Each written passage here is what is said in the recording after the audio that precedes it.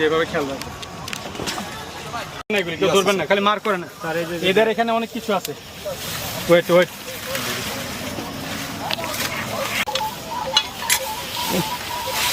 পুরা নিয়ের মধ্যে ফালায় কেউ লুকে রাখে এখানে।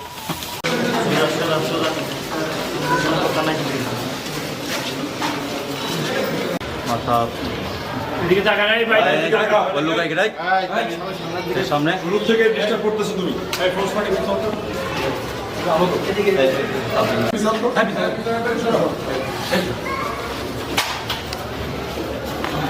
মোটরসাইকেল দেয়া মহড়া দেয়, আর আপনি কেউ যদি মোবাইল করে তো মোবাইল প্রাণ দিয়া ওরা মোবাইল নিয়ে চলে যায়।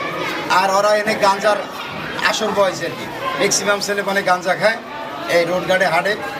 অনেক মেয়েরা রাত্রে চলাফেরা করতে পারে না, রাত্রে আসে মেয়েদেরকেও ডিস্টার্ব করে। আজকে আমরা এখানে একটা অভিযান পরিচালনা করেছি।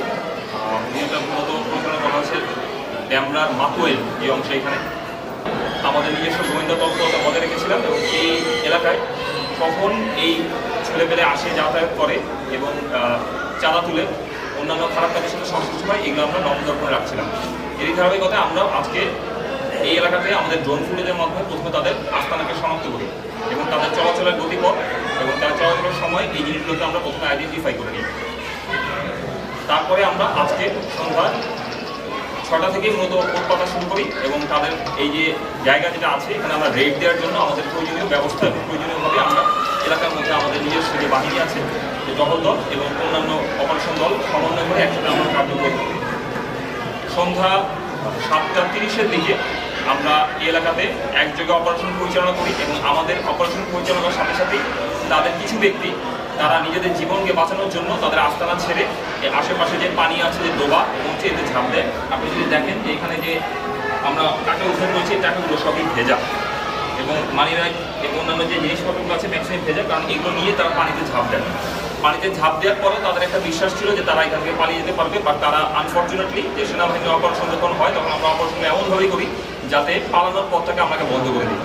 তো আমরা যখন তাদেরকে উদ্ধার করে নিয়ে আসি এবং তাদেরকে সবাই যখন আস্তানায় অভিযান পরিচালনা করি তখন অনেকটা আমাদেরই চোখটা কপাল উঠে যাওয়ার মতো অবস্থা হয়, কারণ আমরা আশা করছিলাম যে এখানে আমরা দেশীয় অস্ত্র এবং অন্যান্য অস্ত্র পাবো, বাট যেই ভান্ডার আমরা আজকে পেয়েছি আপনাদের সামনে যদি দেখাই, এই অস্ত্রগুলো সাধারণত এরা ব্যবহার করে স্থানীয় যে লোকজন আছে তাদের কাছে চাঁদাবাজি করার জন্য, আন্ডার কনস্ট্রাকশন যে বিল্ডিং আছে এখান থেকে চাঁদা নেওয়ার জন্য, এবং বিভিন্ন সময় যখন গ্যাং কালচারে যখন মারামারি হয় তখন তারা এই অস্ত্রগুলো দিয়ে তাদের শক্তি প্রদর্শন করে। পুরোপুরি আমরা গ্রাউন্ড ইনফ্লুয়েন্সটা ব্যবহার করেছি, যার কারণে আপনি যদি দেখেন যে এটা এমন একটা জায়গাতে এখানে কিন্তু গাড়ি নিয়েও সচরাচর ঢোকাটা খুব সহজ না, যার কারণে স্থানীয় মানুষজন এখন মুখ খুলতে শুরু করেছেন, অলরেডি বলছেন যে এই কাজটা আপনারা করেছেন এখন জনমনে স্বস্তি আসবে।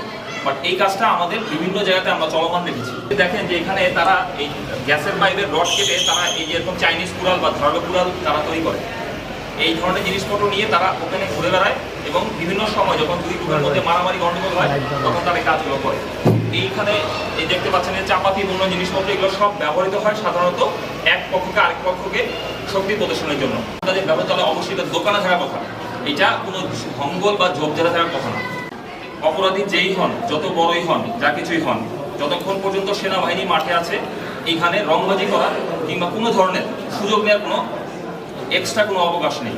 আপনি যেই হন, যত ক্ষমতাধারী হন, এটা দেখার কোনো বিষয় নেই। আপনি অপরাধ করবেন, খারাপ কাজ করবেন, আপনার বিরুদ্ধে আইনানুগ ব্যবস্থা নিব। যদি আপনাকে হয় ভালো হতে হবে অথবা আইন মতো আসতে হবে। তো যারা এদেরকে পরিচালনা করছে তাদেরকে আমরা অলরেডি চিনি, তাদেরকে আমরা আইডেন্টিফাই করছি এবং অতি শীঘ্র এই জন্যই বলেছি যে আপনারা দেখবেন সামনে আরও অপারেশন পরিচালিত হবে, হয় তারা থাকবে নয় সেনাবাহিনী থাকবে।